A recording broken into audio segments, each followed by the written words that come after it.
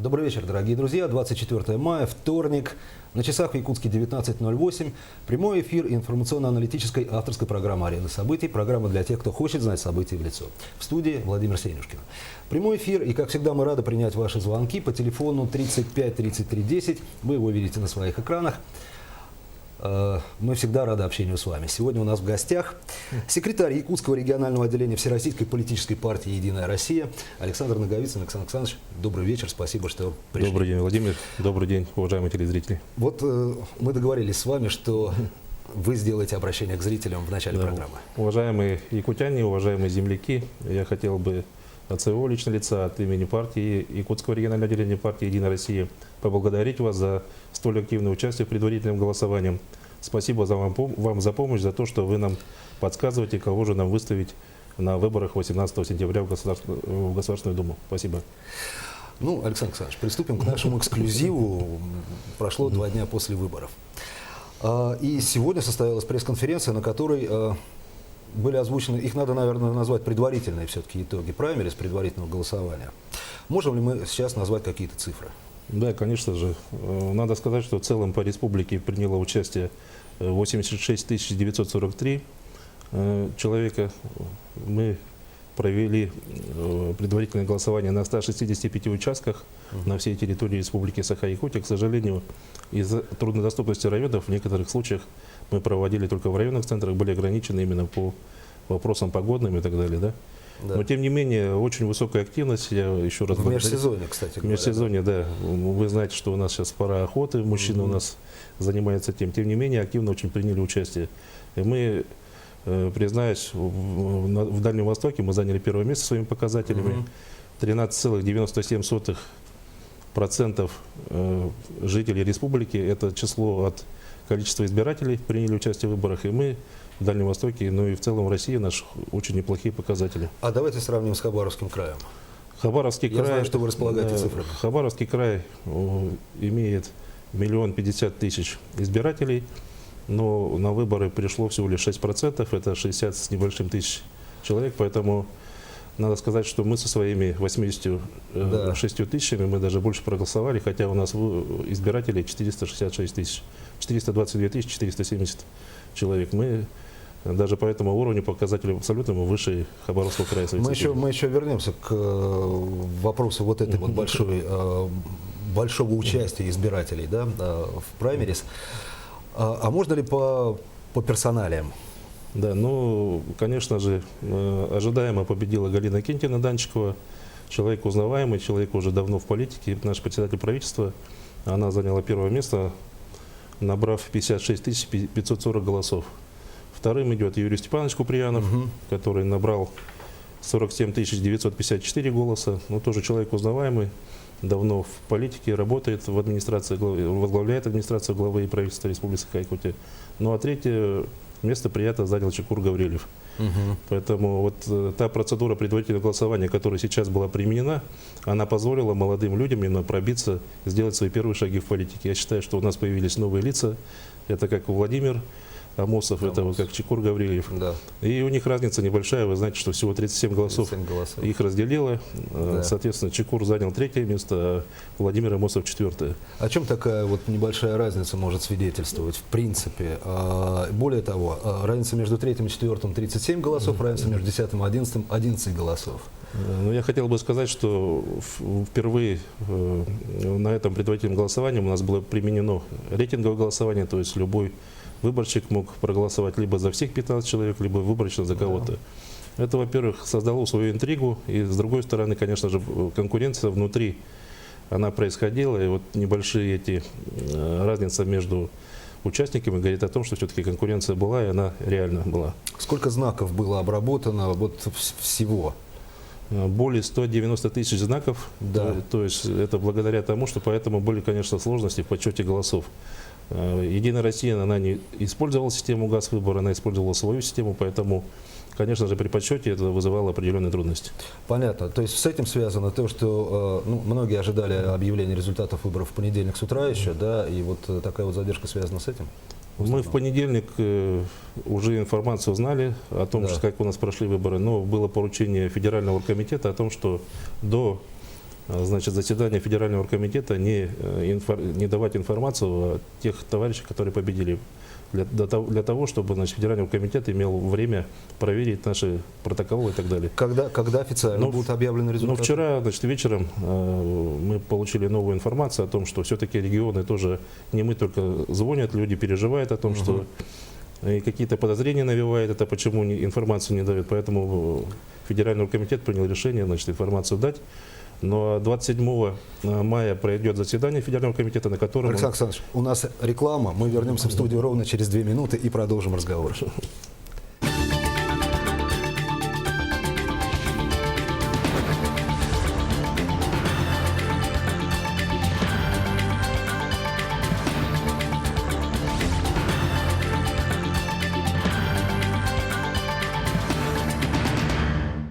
Мы вновь в студии, и я напоминаю, что у нас сегодня в гостях у Арены событий секретарь Якутского регионального отделения Всероссийской политической партии «Единая Россия» Александр Наговицын.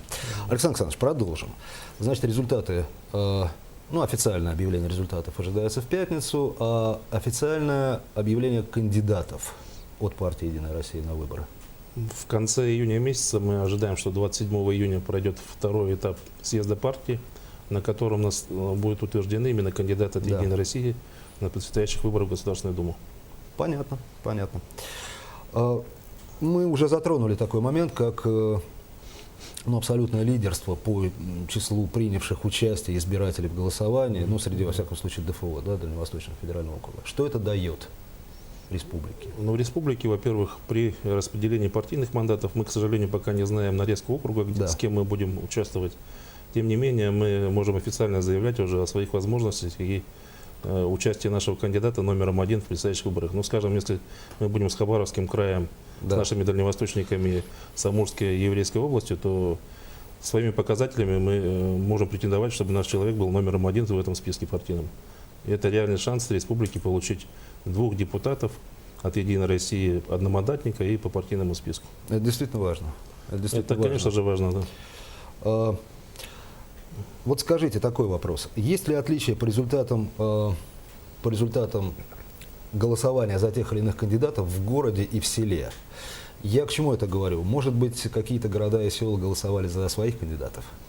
Такое, конечно же, есть землячество. Но вот хочу сказать, например, Галина Кентина-Данченкова в Оленьке взяла почти 96%. То есть ее помнят там, как она работала. Верхоянский УЛУС проголосовал за Галину Кентину тоже более 90%. Мегена Гагаласский УЛУС, конечно, поддержал своего сына Юрия Степановича Куприянова. Такой момент и есть в плане того, что, конечно же, жители региона, в котором живут, они стараются дать больше голосов своему земляку. А если говорить о явке избирателей в городе и в селе? Явка, она, в общем-то, хорошая прошла. Я хочу сказать, что в 21 УЛУСе Республики Саха-Якутия бюллетени были использованы 100%. Все? Все полностью. То есть они кончились где-то даже к 17 часам. Мы вынуждены были на анкеты изучать мнение граждан. В 7 УЛУСах бюллетени были использованы более 90%. Поэтому это очень высокая явка. Я считаю, что нормально проголосовали. Но у нас, как правило, не очень-то, мы скажем не очень, но на самом деле это неплохой результат. 78% город Нерюнгри, да, но нормально. Граждане пришли, проголосовали. Нам главное, что они пришли, кто пришел, тот пришел. Проявили своего волеизъявления. Понятно, понятно. Кстати говоря, если говорить о Нерюнгри, там же будет избираться, и не только в Нерюнгри, да, в Булунском, в Жиганском районе будет избираться глава муниципального образования? Да, будут происходить. Мы тоже параллельно проводили предварительное голосование по поиску кандидатов на эти должности. Да. В Булунском у нас Кудряшов Игорь Вячеславович выиграл, в Жиганском действующий глава Алексей Егорович Мандаров, в Нерюнгринском выиграл мой коллега, депутат Станиловский. Поэтому вот с этими кандидатами партия «Единая Россия» пойдет на муниципальные выборы. Если говорить о критериях выбора вообще, то, на ваш взгляд, я не за кого сейчас имею в виду, а за что голосовали люди? За какие качества кандидата? Люди голосовали в первую очередь за профессионализм. Люди голосовали за тех людей, в которых верят, что они смогут что-то изменить и какие-то решения для республики провести в Государственной Думе. Это самый главный критерий, считаю, профессионализм и возможность добиваться своих целей, решать проблемы республики на уровне федеральном. И таких людей мы вот видим, что наши победители, они этим характеризуются. Я думаю, что мы в сентябре еще раз активно поработаем, поддержим своих кандидатов. К сентябрю, да. В сентябре, да, и сделаем их депутатами. Здорово, здорово. Давайте перейдем вот к чему. Есть такая фраза у Федора Михайловича Достоевского из романов «Бесы». Бесцеремонность обвинений равнялась только их неожиданности. Ну и вот, собственно, бесцеремонность обвинений, которыми наполнился так или иначе интернет. Ну, даже не обвинения, а просто каких-то уколов таких. Вот, например, сколько денег затратила партия «Единая Россия» на проведение выборов? Да, такие вопросы были, в том числе и от ваших коллег-журналистов, в части того, что кто оплачивал там баннеры и так далее, Да. и так далее. Да. Но хочу сказать, что Якутское региональное отделение оплачивало только места проведения, то есть аренду мест проведения предварительного голосования, и оплачивало работу учетных комиссий. Это в сумме составило 3 с небольшим миллиона рублей. Эти деньги партия получила от Федерального оргкомитета. Они были распределены по всем субъектам Российской Федерации. Остальная же агитация, наглядная и так далее, это все оплачивали сами участники предварительного голосования. На участках На участках мы оплачивали только работу счетных комиссий. комиссий? Их было 593 человека. Ну, это как раз вот и связано, да, с, чтобы максимально дистанцироваться от админресурса, грубо говоря. Ну, изначально руководство партии ставило задачу о том, чтобы не использовать административный ресурс для аренды и так далее. Поэтому любая работа и любое помещение, они все были оплачены. Понятно, понятно. Ну, вот заговорили об административном ресурсе. А как вы вообще относитесь к вот подобного рода разговорам? Я буквально цитирую: об использовании жесткого административного ресурса на праймерис «Единой России». Ну, в частности, упоминалось о конкретных планах по участию избирателей, по привлечению их на избирательные участки. Были ли таковые планы вообще, собственно говоря? Ну, планов таких не было. Сегодня Владимир тоже участвовали в нашей пресс-конференции, где тоже также коллеги задавали вопрос о том, что, хотя налицо ничего предъявить не могли. Говорилось о 1000, значит, каких-то нарушений, но ни одного же не было предъявлено официально. Хочу сказать, что ни одного письменного обращения в региональное отделение, в оргкомитет о нарушениях ни со стороны кандидатов, ни со стороны наблюдателей не поступало.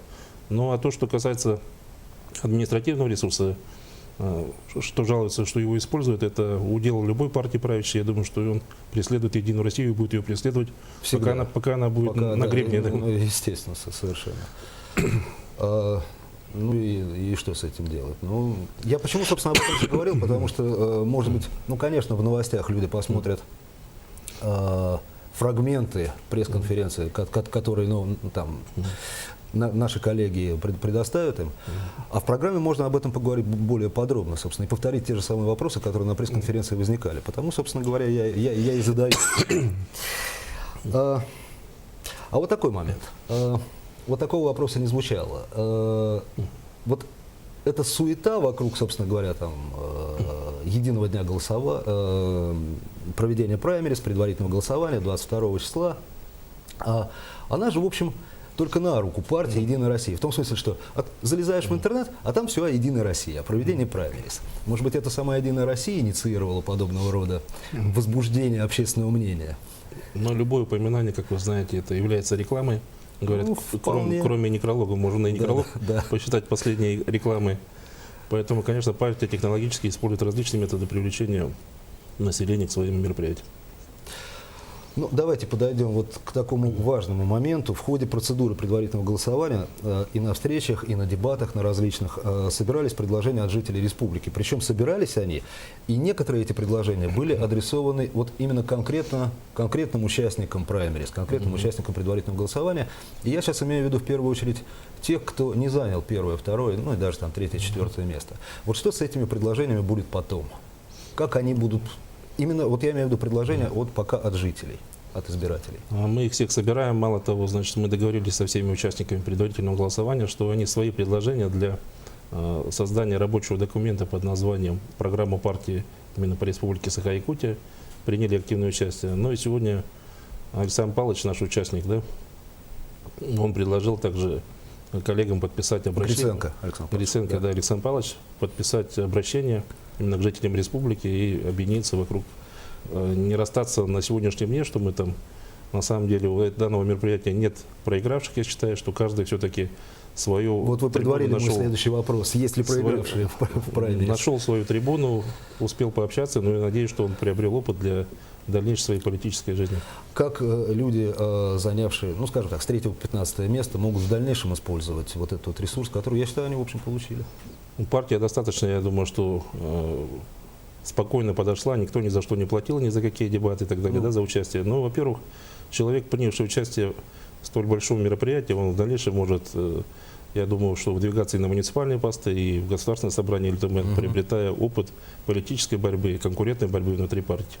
Повторимся, кстати, мы, просто я акцентирую на это внимание, что ведь участники предварительного голосования могут вносить свои предложения в ту программу, с которой кандидаты пойдут уже на выборы Да, конечно, осенние. Конечно.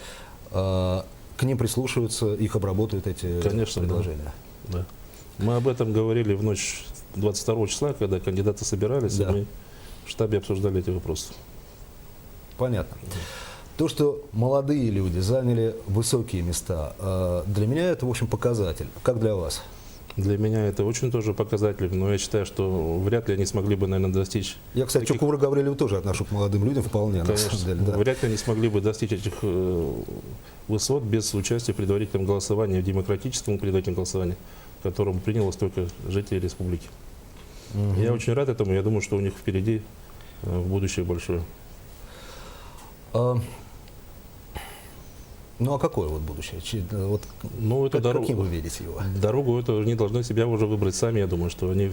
Я думаю, что с политики уже не пропадут, Мгм. или в муниципальные пойдут власти, или в государственное собрание ЛТМ, А если а кто-то... может быть и в государственную власть. А ведь кто-то же из них, ну так вот, априори же может принять участие в этих выборах, выдвигаясь по одномандатному округу. То есть они не смогут, тут, наверное, уже от партии, да, понятное дело, да, а по одномандатному-то могут. Они могут, но, в общем-то, было джентльменское соглашение заключено со всеми до начала предварительного голосования о том, что участники предварительного голосования не будут выдвигаться.